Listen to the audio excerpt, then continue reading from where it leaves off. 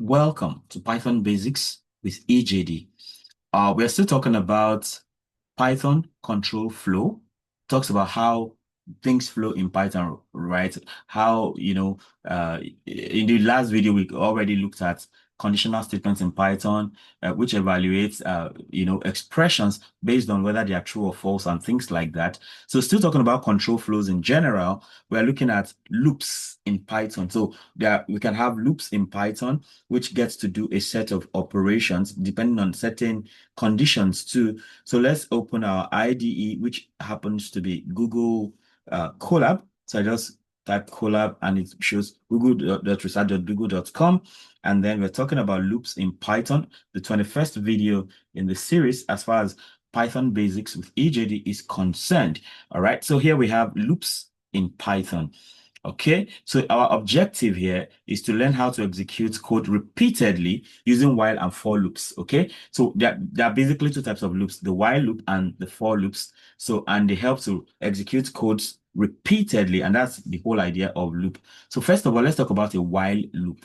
Okay, so for a while loop repeats a block as long as condition is true. So there's a condition. As far as that condition is met, so the block is repeated, and the syntax is like this: you have while condition, then the code block is executed. Right? Let's look at something an actual one. Imagine that you have I is equal to 1. All right. I is a variable and it is equal to 1. So if you say while I is less than or equal to 5, so as far as I is less than or equal to 5, in this case, 5 is included, right? So while I is less than or equal to 5, that means that as far as you have one, so of course, I is starting from 1. So as far as you have 1, 2, 3, 4, 5, then it should print I. And then after printing that I, then it goes here and sees I plus equals 1. That means that so when 1 comes here now, one of course is less than or equal to 5, so it will print 1. Then when that 1 comes here, I now becomes I plus that 1, which is 2. All right, so it means the new value of I is now 2, so it goes up here, and 2 is less than or equal to 5, right? It prints 2. Then it comes here, and 1 is added, I becomes 3. It goes here, and then it's less than or equal to 5, so print I again. So 1 is printed, 2 is printed, now 3 is printed, and then I comes here again, becomes 4 because 1 is added. 4 is less than or equal to 5. Then print I, 4 is printed. Then 1 plus 4 plus 1 now becomes 5. 5 is equal to 5. Although it is not less than 5, but it is equal to 5. So one condition is met. So it will print 5. And after printing 5, then it stops, basically. So if you run this now, it just prints 1, 2, 3, 4, 5. All right. These are first code we are running here. So it takes a bit of time the first time.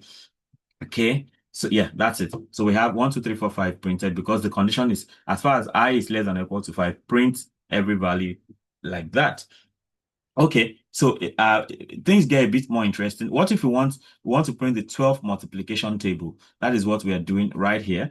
Okay, so here we initialize I to be I equals 1. All right, and then we say while I is less than or equal to 12. So we are trying to do the 12 multiplication table, right? Like 12 times 1, 12, 12 times 2, 24, 12 times 3, 36, and at the end, 12 times 12 is 144, right? So we have while I is less than or equal to 12, right?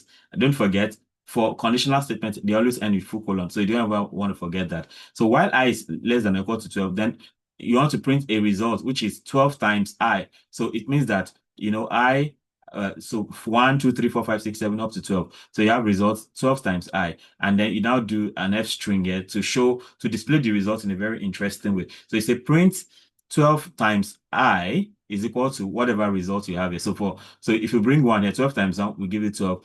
Now it comes here and it's I is incremented by 1. So that's 2. So 2 still meets the condition. So 12 times 2 will come, and you have 12 times 2 equals 12 times 2, 24. Then it keeps going until it gets to until it gets to 12 plus 1, which is 13. By the time you come here, 13 is not less than or equal to 12, so it stops.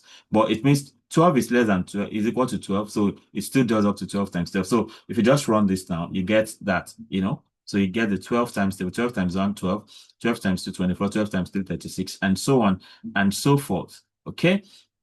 So here you have, so you can see for the while now, you have all the result prints and all that. They are in the same, you have the same level of indentation under while. So things to note here, you need to ensure that you need to ensure condition eventually becomes false to avoid infinite loops. So if the condition never ends, so you're going to have like an infinite loop.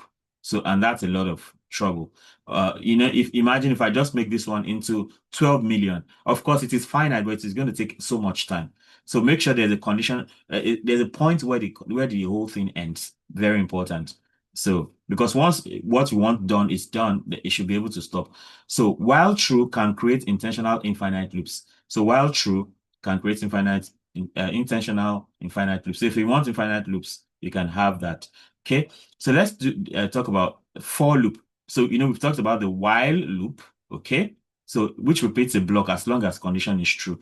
The for loop, on the other hand, iterates. So if you want to do iteration, we did at some point we talked about Python iterables. So there are things you can read, you can go over items in them, like all Python data structures like list, tuple, strings, and dictionaries. You can iterate over them, and including even strings, you can iterate over the characters in a string.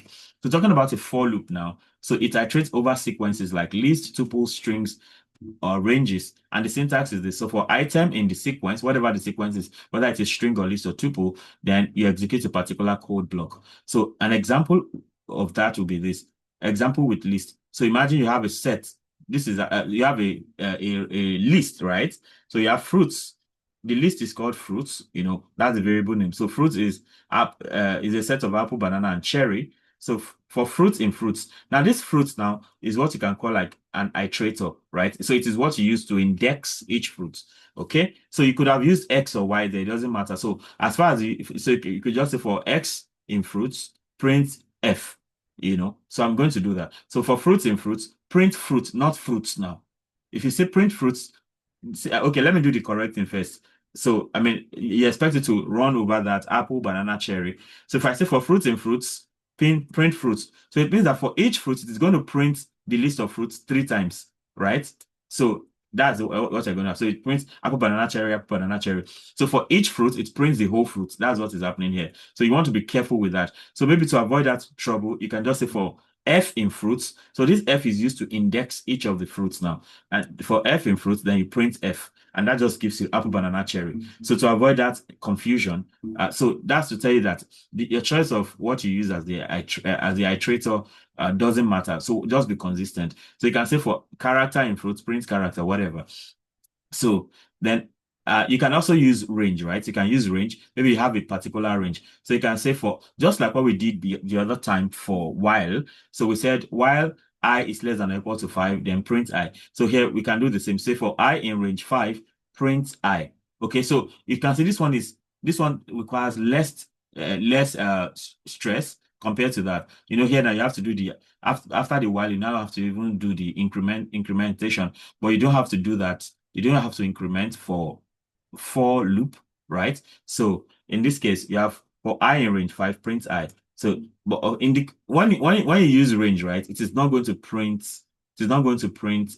It's not going to get up to 5, right? So the whole Python loop sets in here that doesn't get to 5, just stops a step short. So if you want to do exactly what you did the other time, of course, if you increase this to 6, then it will print 0, 1, 2, 3, 4, 5. But that one started from 1. So what if I say, so if you want 1 to 5 exactly, say for I in range, so you have to say 1, comma. Okay, maybe I should leave this the way it is. All right. And so this is going to be print from 0 to 5 now, like we know. Okay. And then so I just copy that now and bring it here. Okay, so now say for range. So if I want exactly what we had for the while loop, which printed 1 to 5, see what happens. So we say for I in range 1, 6. So now this is going to print from 1 to 5. So if I print this now, it prints exactly 1 to 5. So you see here, when you use range, while executes up to the number you've stated, but for range, it starts from the beginning, which is 1, and it goes up to a step short of 6. We have seen this a lot when under indexing and slicing previously. If you don't put this one here, of course, it starts from 0. Okay, so if you don't want to start from 0, you have to, or you can even start from 3. So if 3, 6, so it starts from 3 to 6. All right. 3 to 5 now. So, but we want 1 to 5 like the other one. So you have 1, 2, 3, 4, 5. Now we can do multiplication table. We did multiplication table the other time with the while loop. So we can do the same with the for loop. Okay. So here for the 12 multiplication table, we used effectively 6 lines up if we eliminate the line 2. in fact, with the comment, if you remove the comment, you used 5 lines. So here, are we going to use less? I mean, we've seen the possibility of having, yeah, you see, we use less here. So instead of 5 lines, so we have just 3 lines, and for loop, is executes exactly the same thing. So in this case, now you have the top multiplication table again. So here we say for I in range 1 to 13, because we don't want to start from 0, so that we have to indicate 1. So 1 to 13, as a product is 12 times I, and then you now print 12 times I equals the product, right? So 3 lines instead of 5 lines for while loop. So you can see that for loop seems to be more efficient, kind of. Okay. So, but then here you now have to do range 1 to 13, right? So, but knowing that it will start from 1 and stop at 12. So we get exactly the same result like what we got for the while loop with just 3 lines instead of 5 lines in that case.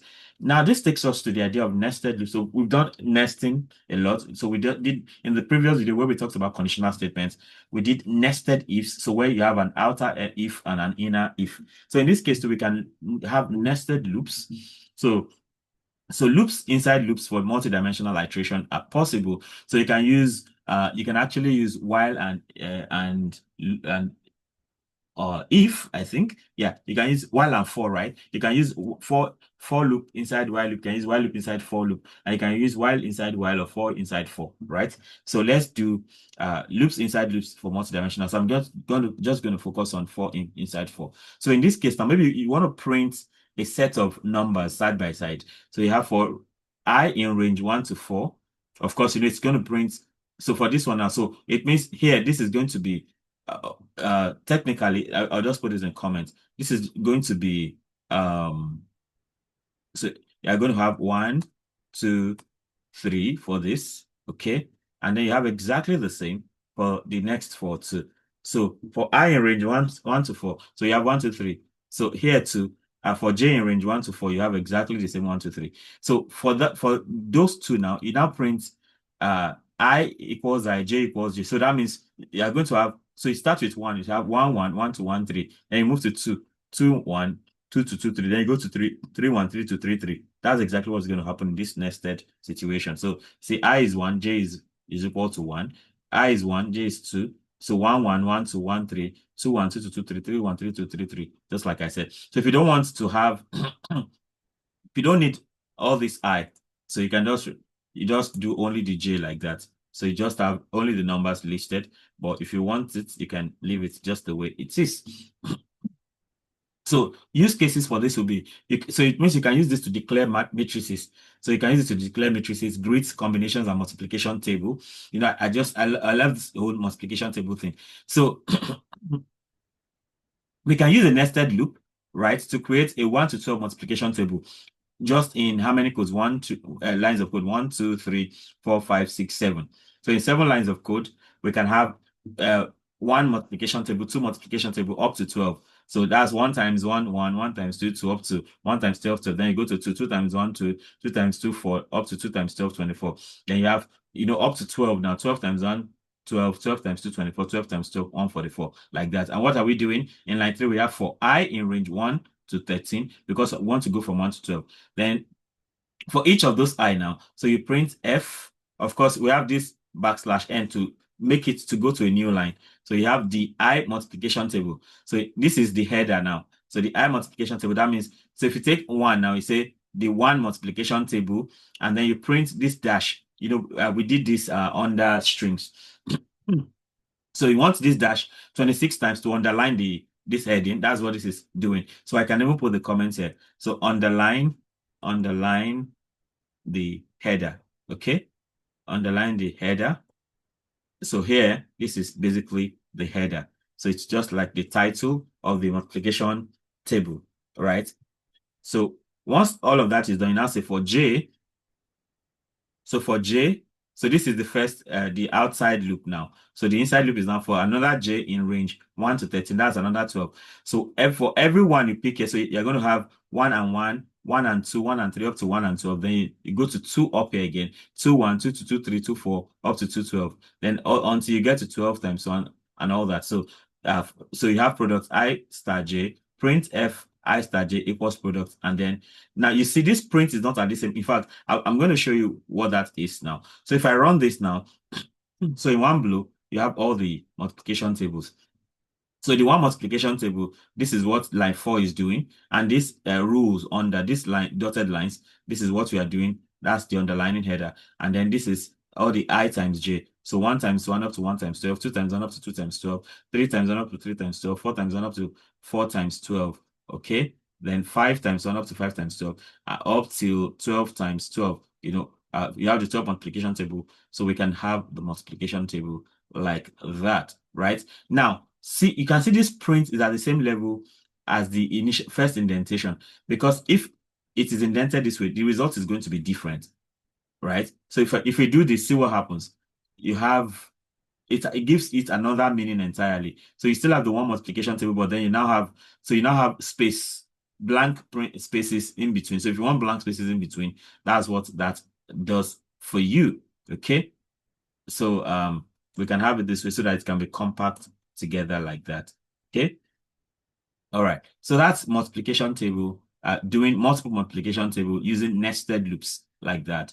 Okay. Then we can, just like that, we can also have Cartesian products of two lists. Cartesian products is just the kind of thing we just did now. Like every element in the first, in one set or in one list can go over all the elements in the next set and like that. So that's basically the idea of Cartesian products of two lists. So you have list 1 is 1, 2, 3. List 2 is A, B. Because they are strings now, you have to put quotation. So you say for item in list 1, that's the outside for loop. Then you have the inner for loop for item in list 2. Then you print item 1 by item 2, basically. And then so if you run this now, all right, if you run this, you just see 1. So it means you have 1A, 1B, 2A, 2B, 3A, 3B, like that. And the whole idea of Cartesian products is what is it called now?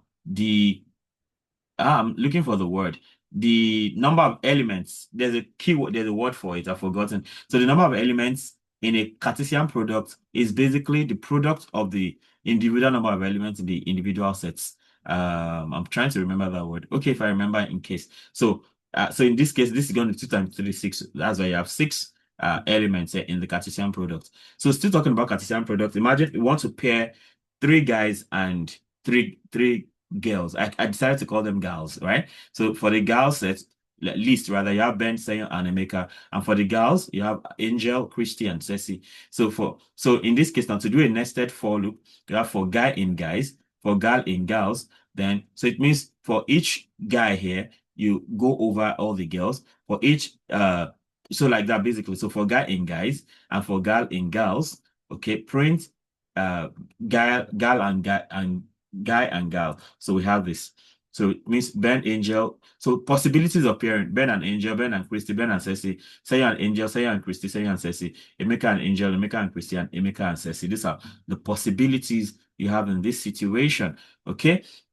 So we can talk about iterating over dictionary, right? We learned under Python variable data structure about lists, tuples, sets, and dictionaries. And we learned that dictionaries are key value pairs, right? So in this case, if you have a dictionary called person, so the keys are name, age, country, and ethnicity, and the values are Alice, 25, Nigeria, and Ogu, right? So so we can iterate over this by using by using our for loop. So you say for key and value. So of course, it knows you are working with a dictionary. So for key comma value in person items. So it knows the first things are the keys and the values are the second ones. So you print the key value. So it means you're going to have name Alice, age is 25, country is Nigeria, ethnicity is Ogu, right? Like that. Then you can also iterate over strings. We've done something like this, when we're talking about iterables and even talking about, especially under iterables. So you can iterate over strings, right? This is where the whole for thing is coming from, for that to be made possible. So you have a string called a variable named my string, and it is as the variable assigned to it is the string Python. So you can also for character in my string, print character. Okay, so I can run this, and then it iterates over Python and gives us Python. So I did it with my full name too. You have EJD underscore string equals manager Dansu. So for I in EJD underscore string, print I. So this I now, all those iterators can be anything, right? So for I in EJD string, print I. So it prints the letters one after the other, including the spaces. We've seen this before. So like I said, this I doesn't have to be I. You can call it X, just be consistent. You can just call it X. You get exactly the same result. Nothing has changed because it is just what is helping you to index the characters. You can even say EJD, right? So you can say for EJD in EJD string, print EJD. So EJD now represents each character in that. So it doesn't matter whatever you use for that. So let me use X in this case and stop with that. Okay. So because you get exactly the same result for that. So what are some common pitfalls when it comes to loops in Python? So you can forget to update loop variables in while. Okay. You remember when we used while here, it's always necessary for when we use while, right? When we used while here, we had to increment it by 1, okay? Which is not necessary for for loop. Here too, we had to increment by 1. So you can forget to do that incrementation, and that can be a problem. So that's a pitfall that you want to pay attention to when you use while loops, okay? So forgetting to update loop variables in while, then infinite loops if condition is never false. All right, so you want to be sure the condition gets false at some point. Then nested loops can increase complexity, so you can optimize if possible. So you want to avoid nesting as much as possible. So you see, every time we talk about nesting, the instruction is to actually always try as much as possible. If you can do without it, please do. If not, be careful, right? Because you can easily get wrong results if you don't pay attention.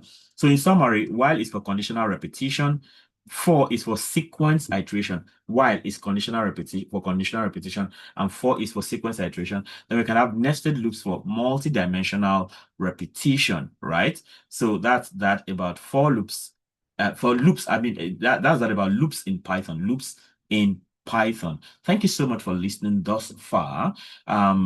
If you let me know how helpful this video is for you, and if there's something you like on the trial, feel free to let me know. If you have subscribed already, thank you so much. If you haven't subscribed, you are missing out already. So you want to go ahead and subscribe right now and hit the notification bell so you can always get alerted each time a new video is released. Then, of course, you can take it a step further by becoming a member of the channel. Just click on join. Just click on my channel and you see join. Click on join. You see 3 levels of membership with some associated benefits. And from there we can build a community together. Of course, part of the benefit is some videos can only be strictly made for you, or some videos you get to see them before other people see those videos, right? Of course, ultimately, we want to like, share, and comment so that more people can have access to the great content I have going on here. Till I come your way again, keep doing Python right. Of course, we still continue with Python control flows in the next 3 videos, so watch out for the next one. Bye.